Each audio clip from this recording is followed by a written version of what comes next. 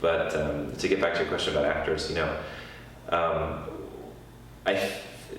looking back now from the time that I was in high school and college at UC Santa Barbara, thinking about what interested me about storytelling, I can say that now I think that working with actors is probably my favorite part of storytelling. I love to work with actors. I think it's really, really, really fun, and the magic that they bring to storytelling is incalculable, because you have an idea in your head as a storyteller of how you want to tell a story and what exactly you want to say. But when the actors come and they begin to read the words and they begin to bring life to the story and to breathe life into their characters, it brings an entirely new dimension to the story that you're telling. Always better, always more enhanced.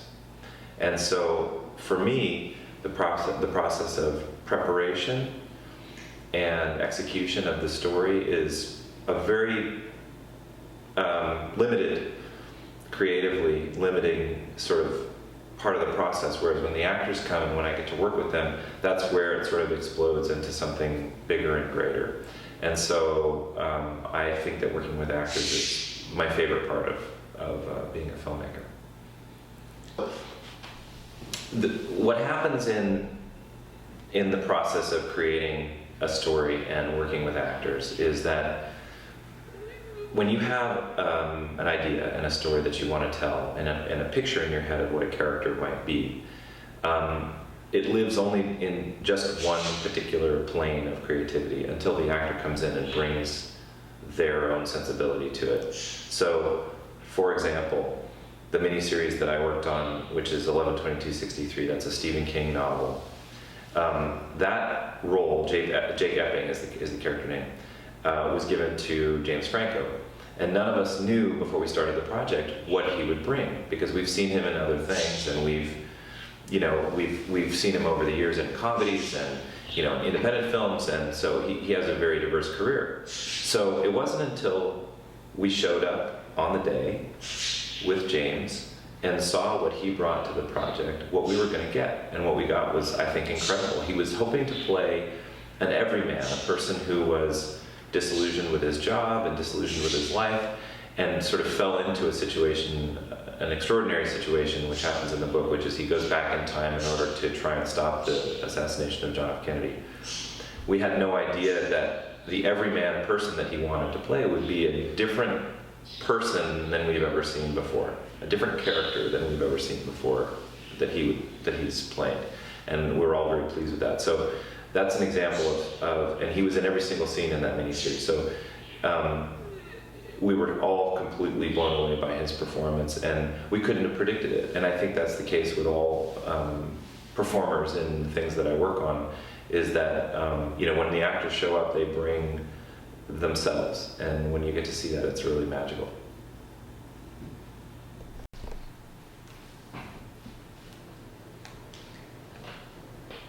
Oh, okay. Frederick, when you began at UCSB, was your goal to be involved with Hollywood and primetime television? When I started at UC Santa Barbara, I had already had an interest in being a filmmaker, and I was so proud to be part of the UC Santa Barbara Film Studies department because I learned so much there. We had such a great program. A lot of the faculty is still there, and I'm in contact with them, which is really fun for me. And they showed so many different kinds of movies and such a variety of international film and experimental film. And I learned a lot there. It wasn't much of a practical film school where we were going and making movies all the time, although I did that a lot on the side. But the program was really set up around an education of the entirety of the film making community, and seeing films that I would never see anywhere else. I was able to see at UC Santa Barbara, and that was incredibly enriching for me. It was a film theory school, so we were learning about film process the impact that that different genres have on people and things like that. And that was really critical to me now. Had I been in a program where it was all about learning how to load a camera and knowing what lenses to use, it wouldn't have had nearly the impact on me that UC Santa Barbara did, because things like lens choices are things that you learn on the job. That's a craft. That's a part of a craft. So I credit my experience at UC Santa Barbara ultimately for how I behave as a storyteller today. And in terms of what I was interested in doing, I had always wanted to make movies, and I have had the opportunity now, growing through television, to be able to make larger scale projects that are much like movies. Fred, can you share a little bit about your history into such a competitive field? When I came out of school at UC Santa Barbara, I started working in the industry as a gopher, as a production assistant and a runner, and because I just wanted to get into the field and see what it was like and get an idea of how I could learn. And I'm very happy that I did that, because through the process of working on sets, in production offices, working in editing rooms, I was able to learn the craft of filmmaking, because I don't believe it's something that is easily learned in a school environment, because there are so many variables involved because of the volume of people that you're working with. So from the time I was in school, actually, I played hooky from school a lot, and I went and worked on film sets when I was at UC Santa Barbara. And as a production assistant, I was a production assistant for 5 or 6 years before I started working, and those were on movie sets. Then I started to work as a visual effects person. So I was a visual effects coordinator, an on-set supervisor, visual effects supervisor. And in doing that, I was working closely with editorial. And I was trying to decide, what would be better for my education as a storyteller, to work on sets as a visual effects person, or ultimately like a camera person, like a cinematographer, or editing. And my hero filmmaker is a guy named David Lean. David Lean was an editor, and he became a great filmmaker. And so I thought editing would be a better choice for me. So because in visual effects I was working so closely with the editing department, I began work as an apprentice film editor. I joined the union. I became an assistant, first assistant, and then ultimately I made the jump to being an editor. So I became an editor, and I edited for about 15 years before I started directing. So over the course of 30 years is how long I've been working in the industry. I've worked in a number of different departments, and I think that's really helped me a great deal in terms of being a director, in the sense that I try really hard to understand each crew member's role, so that we can have effective communication. And that was my choice that I had from the very beginning, was I wanted to kind of work my way up.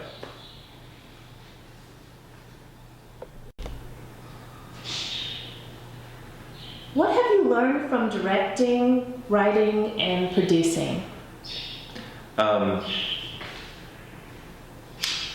I think that I've learned that the world is an incredible place, and the variety and diversity of people that are out there is amazing and fascinating on a daily basis. That having the opportunity to interact with so many enthusiastic, creative people on a daily basis makes me inspired about who we are as people. And I think that being a filmmaker brings me closer to humanity in a way that I probably wouldn't have had that kind of exposure if I were involved in some other environment, a corporate environment, or another field. But because it's a creative field and people open themselves up to creativity and they open themselves emotionally to storytelling, you get a window into humanity that you don't get on a daily basis in other places. So I think that my lesson has been to value and to adore and enjoy the company of people. it was just having made my own film, having put myself out there. Just the fact that I made the film, that I made the effort, that I said I'm going to do something that's unexpected for me. I'm gonna push the boundaries of my creative ability. I'm gonna mortgage my house. My wife was on board. I'm gonna do everything in my power to make it the best film that I could make, regardless of the outcome. It was just the fact that I did it. And what film was that? It was called Lost. I made a short, a 27-minute short called Lost. And I see that's why you have the big frame in the parlor. That's it. So when I made that film, of course I had expectations that it was going to win the Sundance Film Festival, which it didn't. But that didn't matter ultimately. Speaking now 15, 16 years from when I made it, I can say that it was just the experience of pushing yourself beyond what you think you can do, going that extra mile on your own, and traveling a road that you didn't expect to travel that changes you in a very positive way. That's the most important thing that I learned from that experience, and I try to do it as often as I can now. I try to push myself. It's uncomfortable. You feel as though the walls are going to come down around you, but ultimately the strength that you get from just empowering yourself within it changes you forever.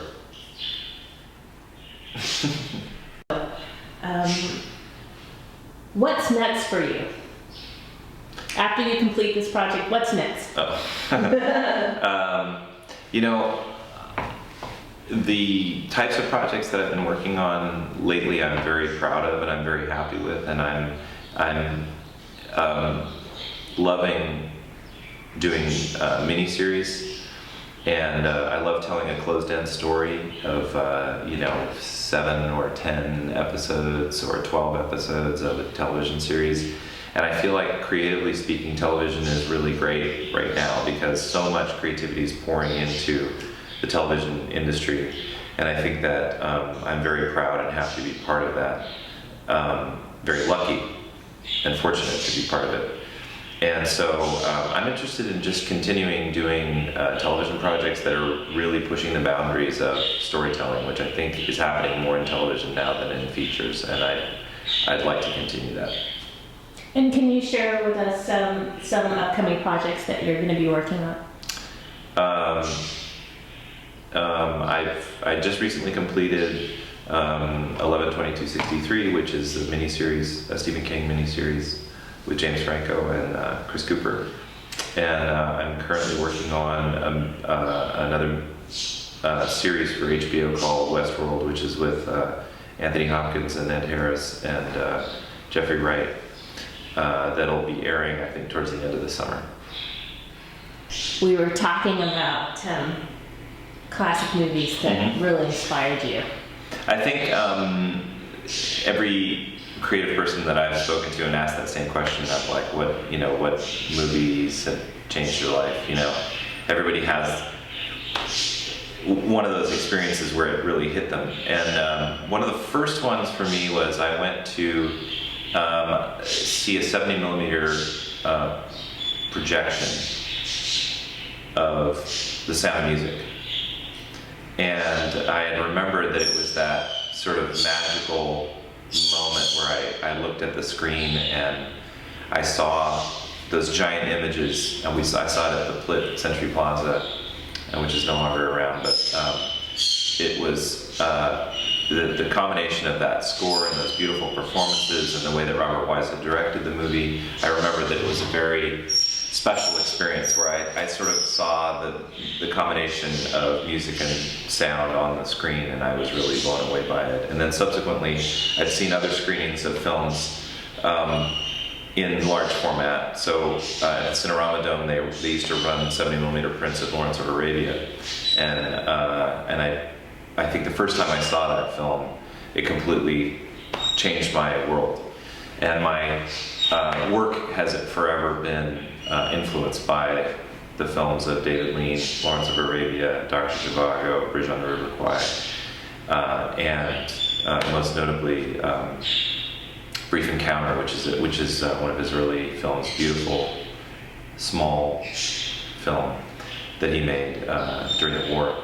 And I think that, so David Lean has been a huge influence for me. I think the first time I saw It's a Wonderful Life, Frank Capra movie, that was incredibly impactful for me because I think the subject matter is so difficult for that film. It's so painful, and yet it has such an inspirational message, the film. You know, I think I was worried when I talk to people about It's a Wonderful Life that, you know, that somehow there's a saccharine quality to it, and I can't disagree more when I watch that movie. When you watch it again from beginning to end, you see that it's an incredibly painful emotional experience for George Bailey, but it makes the cathartic outcomes that much more spectacular, you know, when you get to, by the time you get to the end of the film. So that's a big influence for me. Citizen Kane was shown to me 20 times when I was at UC Santa Barbara. I've seen the film 100 times easily. I watch it on a yearly basis for inspiration and for effectively it's really a combination of the writing, the performances, and the editing of that film that I've learned the most from. The nonlinear storytelling that's done in Citizen Kane was unprecedented at the time, and the fact that it was made by a 24-year-old actor is completely mesmerizing. The cinematography by Greg Tolan, the editing by Robert Wise, who was the director of Sound of Music. Beautiful film. Casablanca is a huge influence for me. I've seen Casablanca hundreds of times, and I think the setting, the execution of the film that didn't have a ton of money but was able to give you that feeling of like you're in Morocco. You feel like you're in that time, that place, you know, in the war period. It had incredible performances, and so that was a very important film for me. So I could go on forever. Okay. Who is your impact maker and why? I was in a private school when I was in elementary school up till 8th grade, and when it was time to go to high school, my mom thought that it would be best for me to be into a more diverse environment, a bigger school. So I went to public school, and I really enjoyed it. I was playing sports at the time, but I really didn't know what it was going to be like to be in such a huge, you know, environment with so many kids, with so many different activities going on, and I had one day I was, even though I had arts in the family, I didn't really expect to become an artist or to be involved in the arts. I had my grandmother on one side was a musician, and my great-grandmother on the other side was an opera singer, and so I had art in my family, but I didn't really know that was something I wanted to do until one day I was walking by the theater, and they were having auditions for a play, and it was Cyrano de Bergerac, and so I decided to audition, and without telling anybody. I didn't tell my mom, who I told everything to. I didn't tell my mom or my dad or my sister. I didn't say anything to them. And I auditioned for it, and the instructor, the theater director, was the teacher who taught theater but also directed all the plays, and his name was Jim Gilchrist. And he was my inspiration. I got a part in that play, and then I subsequently was in plays for the rest of my high school career. I did every single play and musical, and he was so incredibly inspiring because what he brought is something that I had never experienced before, which is a passion and a love for the arts. He introduced me to the theater, and the theater is wonderful. I don't work in the theater now, but at my time in high school and a little bit in college when I was involved in the theater, the idea of a dark stage and the lights and the sets that go up and the darkened theater, and when the curtain comes up, the feeling that you have when you're in front of an audience and you perform like that, and you tell a story, and the experience of being on stage where something different happens every single time you perform. It's a new experience. Jim Gilchrist help nurture that and help inspire that. And he would always say, play to the last row, you know, play to the person who's seeing the show for the very first time. There's somebody in the audience tonight that's never seen Pippin, and this will be their first experience, and that's who you're playing to. It's every single time that you get a chance to perform or to be on stage or to get involved in something that you're passionate about should feel like the first time for you, just like it is for the first time for a bunch of people in the audience or who are watching it. So play to those people. Bring your enthusiasm and your love and your passion to every single thing that you do on a daily basis, and you'll feel fulfilled. And I think that his words in that regard I've carried with me every single day, and I think that idea of being passionate and being forward-looking is something that Jim gave me, and I'm forever grateful to Jim Kokris for inspiring me.